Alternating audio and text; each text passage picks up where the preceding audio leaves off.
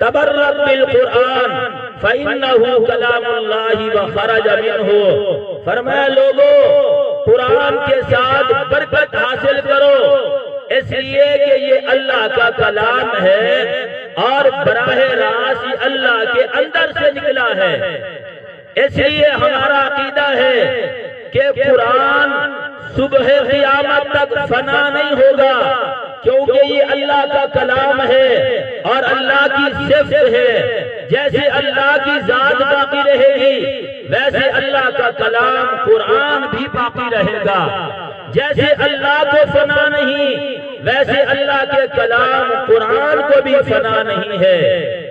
नबी पाक सल्लल्लाहु अलैहि वसल्लम ने इरशाद फरमाया, जो आदमी कुरान पाक खोलकर कुरान पाक की ज़ियारत करता है, कुरान पाक की तिलावत करता है, यूं समझो ये खुद बराह रास्त अल्लाह मियां से बातें कर रहा है। जो कुरान करीम खोलकर कुरान करीम को पढ़ भी रहा है, तिलावत भी कर रहा है, यूं समझो ये बराह रास्त अल्लाह से गुफ्तगू कर रहा है। इसलिए नबी पाक सल्लल्लाहु अलैहि वसल्लम ने इरशाद फरमाया, इन्नल्लाह तआला यरफउ बिहादल किताबी अक़वामन व यज़उ बिही आखरीन। फरमाया अल्लाह इसी किताब कुरान के जरिए बहुत सारे लोगों को बुलंद मकाम अता फरमाता है और इसी कुरान के जरिए अल्लाह बहुत सारे लोगों को पस्त और जलील करता है। जो कौम कुरान के साथ यारी लगाती है, कुरान पढ़ती है, कुरान के मुताबिक अमल करती है, कुरान खुद भी शान वाला, कुरान खुद भी इज्जत वाला, जो कुरान के साथ यारी लगाएगा मेरे भाइयों ये भी इज्जत वाला बन जाएगा।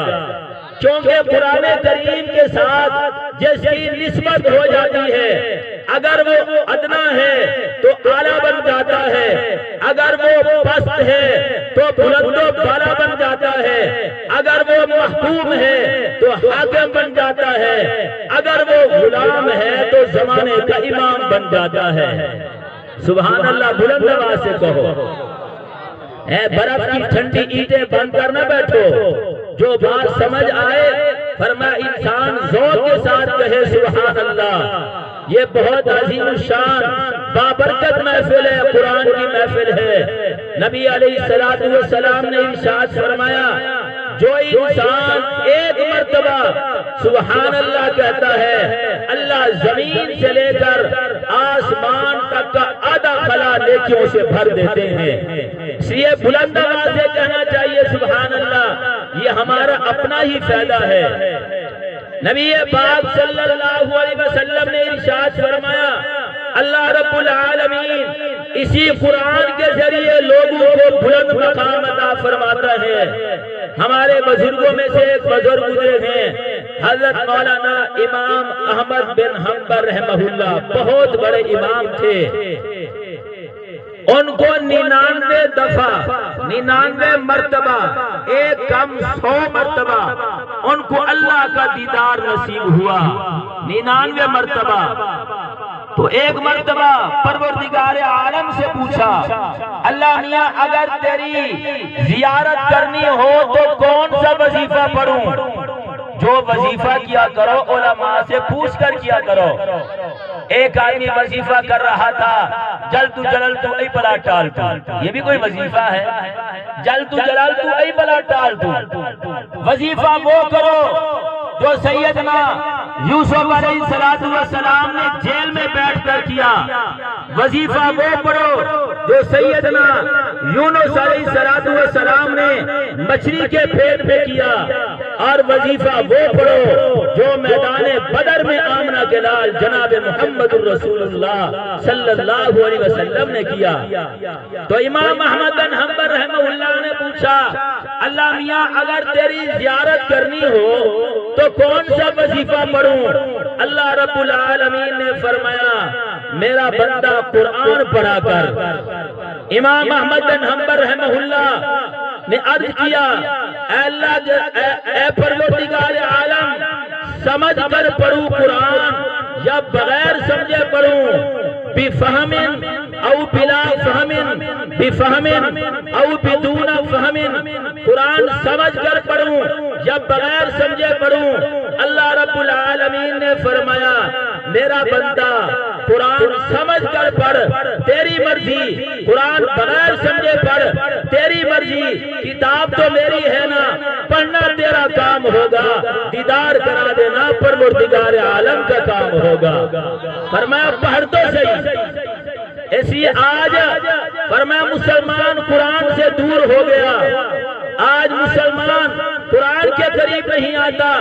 आज वालिदैन अपने बच्चों को कुरान नहीं पढ़ाते, वजह यह है कि हमने कुरान की कदर नहीं पहचानी।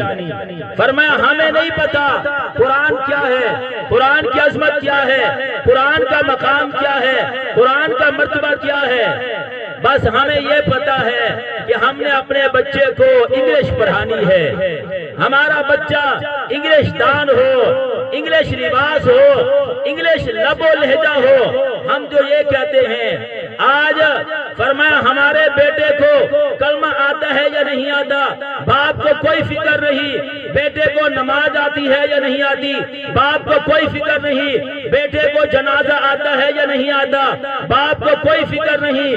बेटा आया रमजान का रोजा रखता है या नहीं, बेटे को कोई, बाप को कोई फिक्र नहीं। आया बेटा तरावी पढ़ता है या नहीं पढ़ता, बाप को कोई फिक्र नहीं। बेटे को गुस्ल का तरीका आता है या नहीं आता, बाप को कोई फिक्र नहीं। बेटे को वुजू का तरीका आता है या नहीं आता, बाप को कोई फिक्र नहीं। बस बाप को फिक्र ये है कि हमारा बच्चा इंग्लिश बोले, हमारा बच्चा फरमाया सर से लेकर पांव तक बिल्कुल फरमाया गैर मुहज्जब याफ्ता नजर आए। मेरे दोस्तों जिनकी यारी कुरान के साथ थी, फरमाया वो कैसे अजीम लोग थे। नबी पाक सल्लल्लाहु अलैहि वसल्लम ने इरशाद फरमाया कुरान खुद भी इज्जत वाला